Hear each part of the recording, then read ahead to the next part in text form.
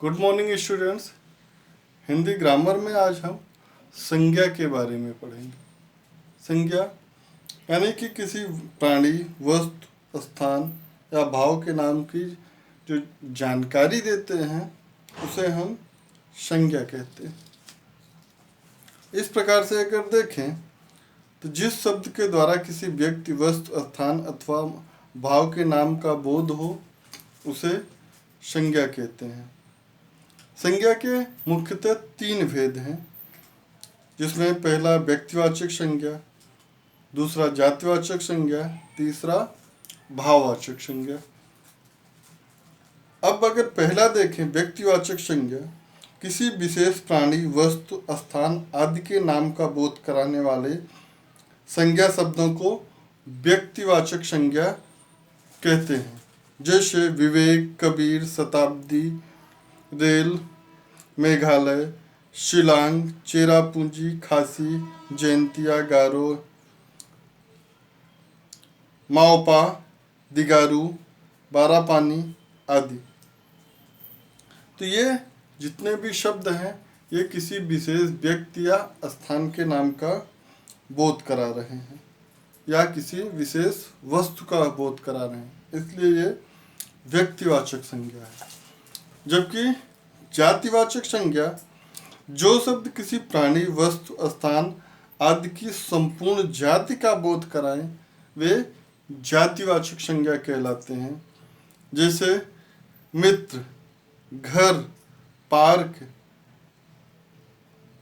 Football, माँ, पिताजी, ये सब विशेष जाति का बोध करा रहे हैं, समूह का बोध करा रहे हैं, इसलिए ये सब जातिवाचक संज्ञा के अंतर्गत आते हैं।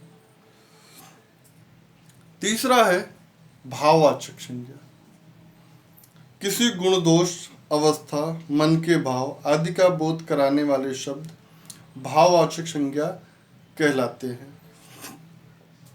जैसे ईमानदारी, सच्चाई, शिक्षा, पढ़ाई लिखाई, चालाकी, सच्चाई, प्रशंसा, मित्रता, लाभ हानि, समझ आदि, ये सब भाववाचक संज्ञा के रूप में आते हैं।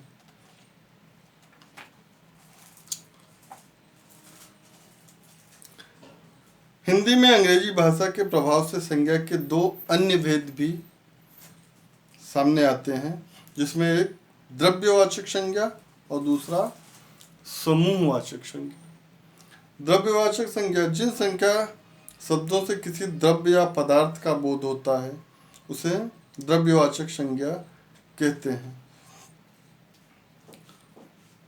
ऐसे शब्द खास करके माप या तोल वाले हो, जो गिनने में नहीं आए, गणना में नहीं आए, जैसे दाल, सोना, चांदी, पीतल, तांबा, तेल, घी आदि। इनको हम माप या तोल सकते हैं लेकिन गिन नहीं सकते। ऐसे शब्दों को हम द्रव्यवाचक संज्ञा कहते हैं। दूसरा आता है समूहवाचक संज्ञा।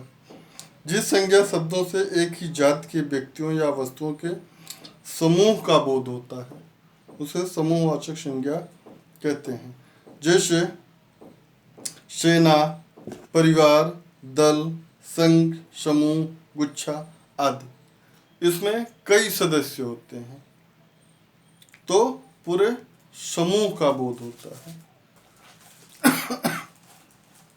अब भाववाचक संज्ञा बनाना, जातिवाचक संज्ञा से भाववाचक संज्ञा बनाना, जैसे मित्र, मित्रता, युवा, यौवन, कवि, कवित्व, दानव, दानवता आदि इस प्रकार से हैं। सर्वनाम से भाववाचक संज्ञा बनाना, जैसे मम, ममता, ममत्व, स्व, स्वत्व, सर्व, सर्वस्व, आप, आपा आदि। उसी प्रकार से विशेषण से भाववाचक संज्ञा बनाना, जैसे खूबसूरत, खूबसूरती, मीठा, मिठास, कड़वा, कड़वाहट आदि शब्द।